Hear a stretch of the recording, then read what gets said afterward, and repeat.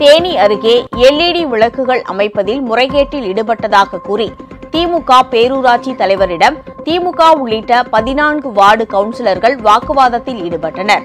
தேனி மாவட்டம் ஆண்டிப்பட்டியில் பேரூராட்சி வார்டு உறுப்பினர்களின் கூட்டம் திமுகவை சேர்ந்த பேரூராட்சி தலைவர் சந்திரகலா தலைமையில் நடைபெற்றது.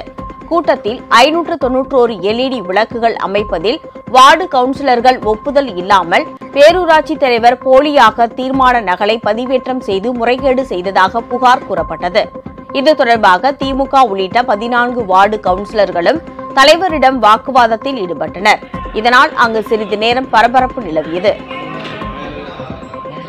உங்கள் ராஜ் நியூஸ் தொலைக்காட்சியில் திங்கள் முதல் வெள்ளி வரை தினந்தோறும் பிற்பகல் 2 மணிக்கு உங்கள் பகுதியில் உள்ள குறைகளை நேரலையில் தெரிவிக்கும் புகார் பெட்டி நிகழ்ச்சி.